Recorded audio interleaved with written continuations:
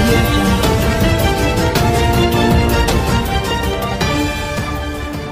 ఈ సంవత్సరంలో నాన్నగారు ఒక్క ట్యూన్ పంపించగానే ఒకసారి ఓకే చేసింది ఇప్పుడు లేదు. ఏదో ఒక చిన్న చిన్న చేంజెస్ అడుగుతూ ఉంటారు మ్యూజిక్ డైరెక్టర్స్ని.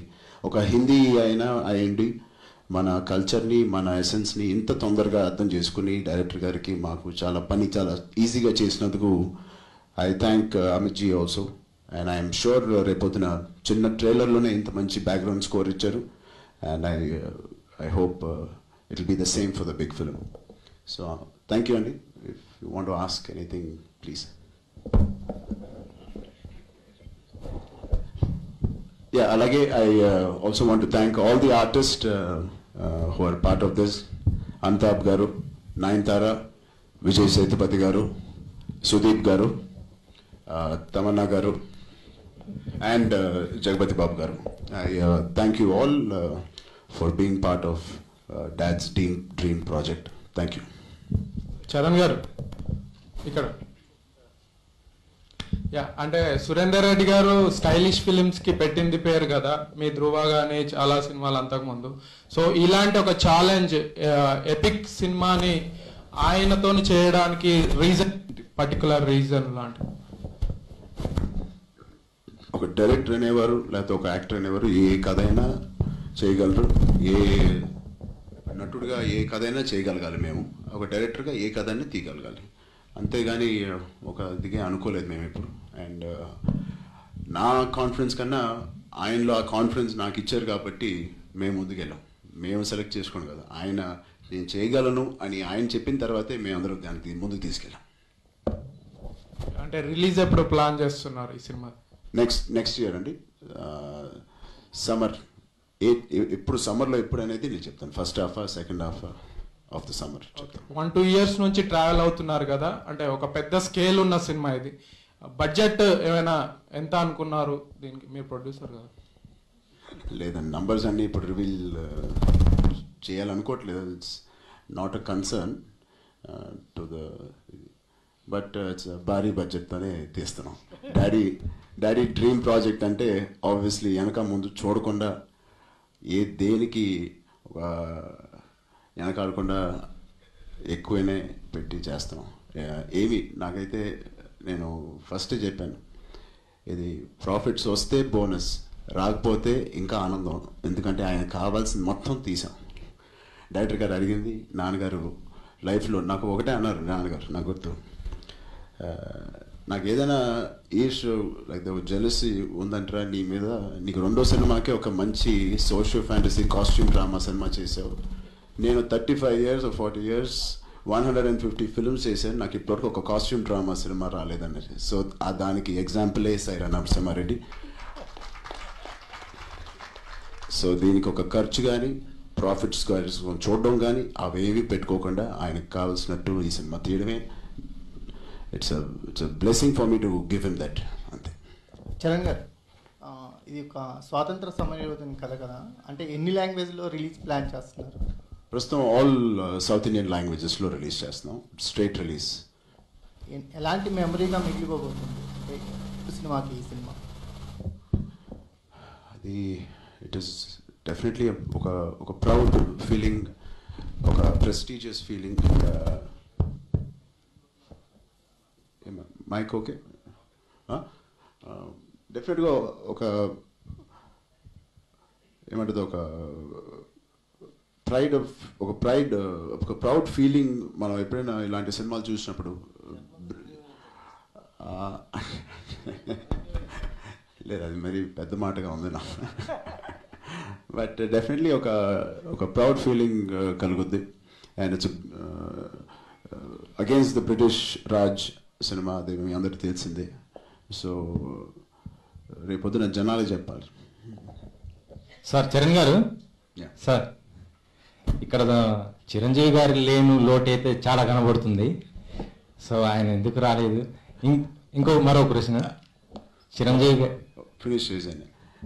నా బర్త్డే టీజర్ చూడండి, ఆయనే వచ్చి చూడడం అనేది బాగుంటుందండి. ఆయన బర్త్డేకి మా టీం, మీరు మీ రియాక్షన్స్ మేము తీసింది ఆయన గిఫ్ట్గా ఇవ్వాలని గిఫ్ట్ ఇచ్చేటప్పుడు ఇలాగే ఉంటుంది కదండి, ఆయన తీసుకొచ్చి కూర్చోపెట్టడం బాగుంటుందేమో. Thank you. సురేందర్ రెడ్డి గారు, యాక్చువల్గా హిందీ సినిమాల్లో అంటే అమితాబ్ బచ్చన్ సినిమాలో మన నాగార్జున గారు ఇలాంటి వాళ్ళు రోల్స్ వేస్తుంటారు. అలాంటిది ఒక మెగాస్టార్ సినిమాలో మరొక ఇండియన్ మెగాస్టార్ని మీరు యాక్ట్ చేయించగలిగారు. సో ఆయన ఈ సినిమా ఒప్పుకోవడానికి మెయిన్ రీజన్ ఏంటి? ఇద్దరు మెగాస్టార్స్ని మీరు ఎలా హ్యాండిల్ చేయగలిగారు? ఫస్ట్ నిజంగా అమితాబ్ బచ్చన్ గారితో డైరెక్ట్ చేయడం అనేది ఇట్స్ మై లక్, నా అదృష్టం అది. ఎట్ ద సేమ్ టైం ఇద్దరు సూపర్ స్టార్. అసలు చిరంజీవి గారిని చేయడం అనేది నా కల్లో కూడా నేను ఊహించలేదు. ఎందుకంటే నేను థియేటర్లో టికెట్ల కోసం కష్టపడి వచ్చి చిరంజీవి గారి సినిమా చూసేవాడిని, బట్టలు చింపుకొని చూసేవాడిని. అలాంటి ప్లేస్లో నుంచి వచ్చి నేను ఈరోజు చిరంజీవి గారిని డైరెక్ట్ చేయడం అనేది అసలు నేను థింక్ కూడా చేయలేదు. నా అదృష్టం అది. At the same time Chiranjeevi గారితో పాటు అమితాబ్ బచ్చన్ గారిని, సుదీప్ గారిని ఎట్ ఏ టైం వీళ్ళందరినీ చేయడం అనేది ఇట్స్ నేను బిగినింగ్ చాలా యాంగ్జైటీగా ఉండేది, బట్ షూటింగ్ చేస్తున్నప్పుడు ఇట్స్ వెరీ నార్మల్గా అనిపించింది నాకు. సో ఎందుకంటే దే ఆర్ ఇన్వాల్వింగ్ అండి. సో ప్రాజెక్ట్ కోసమే వాళ్ళు దే ఆర్ సినిమాకి ఏం కావాలో అదే ఇది. సో నాకు వెరీ ఈజీగా అనిపించింది వాళ్ళని డైరెక్ట్ చేయడం అనేది. సో అమితాబ్ బచ్చన్ గారు వచ్చేసి కంపల్సరీ మెగాస్టార్ ఉండడం వల్ల తను ఆ సినిమాని ఫస్ట్ ఓకే అన్నారు. దాని తర్వాత స్క్రిప్ట్ విన్న తర్వాత నేను చేస్తున్నాను ఈ స్క్రిప్ట్ని. సో ఇలాంటి అన్సంగ్ హీరోస్ ఇండియాలో ఎంతో మంది ఉన్నారు. సో ఫస్ట్ టైం మీరు ఒక అన్సంగ్ హీరో గురించి చేస్తున్నారు ఈ స్క్రిప్ట్, సో ఐఎమ్ డూయింగ్ అని చెప్పేసి తను మాకు భరోసా ఇచ్చి చేయడం జరిగింది. ఫోటో జర్నలిస్ట్ కూడా ఫస్ట్ టైం క్వశ్చన్ అడుగుతారండి. ఒక నిమిషం సార్, చరణ్ గారు స్టంట్ కంపోజర్ బ్రిటిష్ చేసేస్తాడా లేకపోతే వేరే stunt composer Lee Whittaker? Is from British, England అంటే ఏం American, British, American? You are American. Yeah. So, what is your feeling? Because our hero, Saira, is killing British white men. That's a great question. Suppression is suppression. Yes. Whether it be any color of skin, whether it be the white man or the brown man, it doesn't matter. It's about freedom. Yes. And that's what this story is about. Say, no. Before Narasimha Reddy, there is Mangal Pandey also. He also fought with Britishers, and all our freedom fighters, heroes, those who sacrificed their life to get our freedom against Britishers only. Means white people only. He is the first man. Yes, he is the first man. వీళ్ళందరూ ఝాన్సీ, మంగల్ పాండే కన్నా ముందు 10 years ముందు ఇతను against Britisher. Yes. Like Alluri Sitaramaraja also. He is our. Yes. Very early.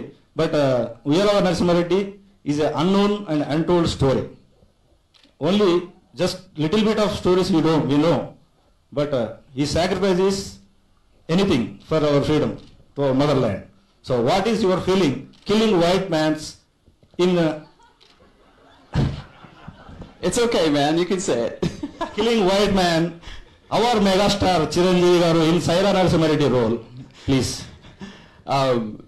For me, again, it's a story about oppression, okay? And you know, we know the story of the British and the destruction that they've left in their history. And what's so special is that it took one man to rise up, to stand up for himself, for his family, for his village, and for his country.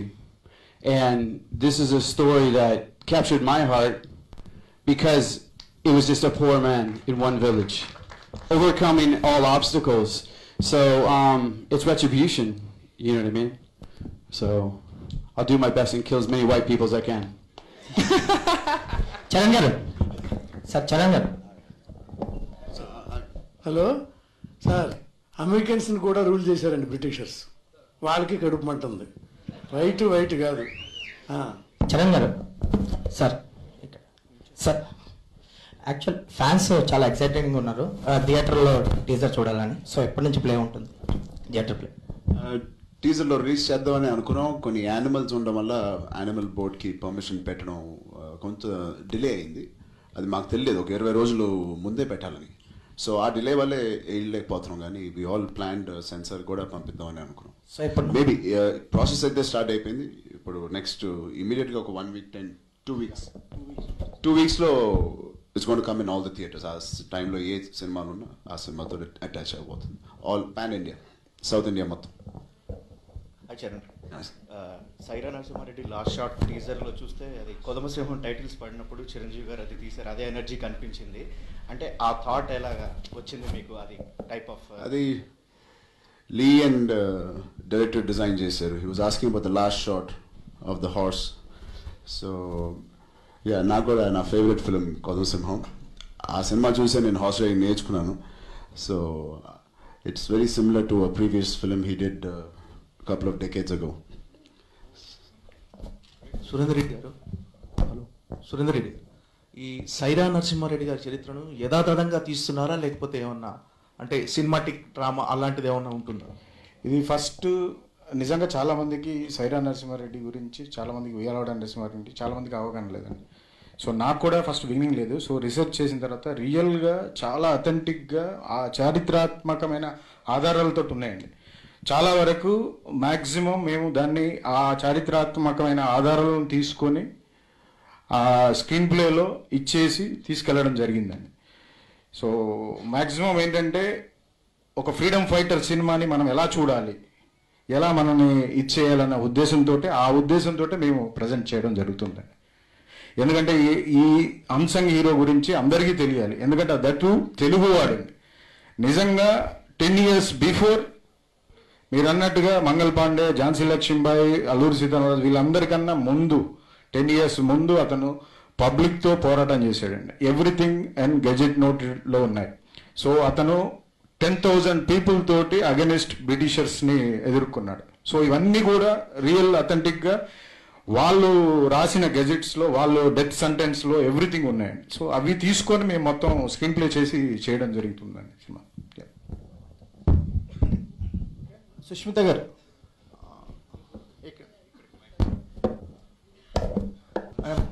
ఒక commercial సినిమాకి costume డిజైనర్గా చేయటం వేరు, ఇలాంటి సినిమాకి చేయడానికి మీరు ఎంత research చేశారు? ఎలాంటి ఎక్స్పీరియన్స్ ఉంది?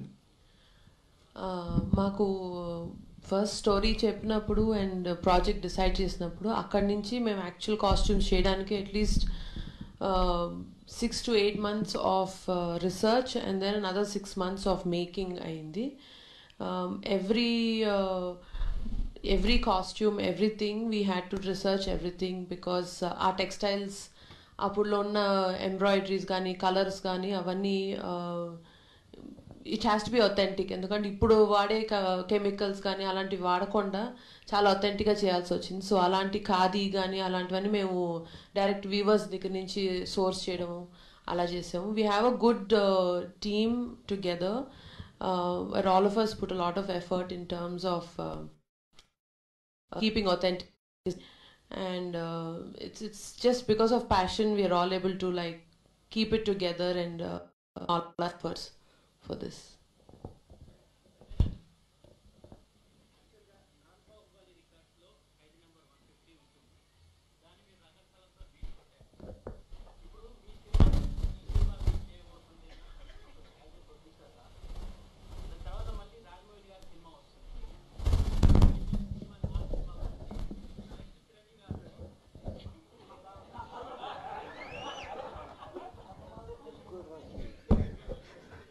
మీరు నాకు ఒక విషయం చెప్తున్నారా క్వశ్చన్ అడుగుతున్నారు తెలియట్లేదు సార్. క్వశ్చన్ కాదు, ఒక ఏదో మంచి విషయం చెప్పారు అంతే. ఖచ్చితంగా మనస్ఫూర్తిగా నేను కోరుకుంటున్నాను ఈ సినిమా ఇండస్ట్రీ మంచి కోసమైనా మా సినిమాని కొట్టాలి. దాని తర్వాత రాజమౌళి గారు కాదు ఇంకేదైనా మధ్యలో ఇంకో ఏ సినిమా వచ్చినా సమ్మర్లో చాలా సినిమాలు రాబోతున్నాయి.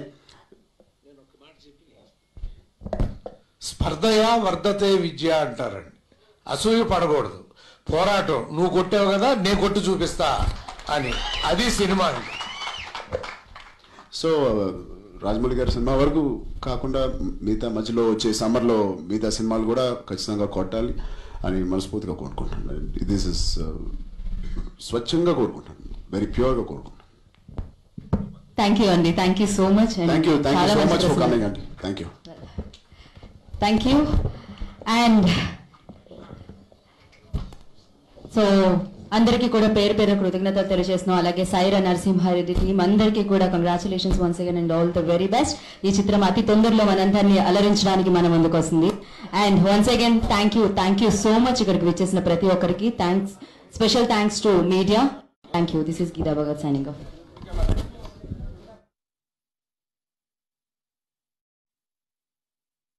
ఏంటండి వీడియో నచ్చిందా? అయితే ఓ లైక్ వేసుకోండి, లేదంటే ఓ కామెంట్ చేయండి. ఎప్పటికప్పుడు మా వీడియోస్ చూడాలంటే సబ్స్క్రైబ్ చేసుకోండి.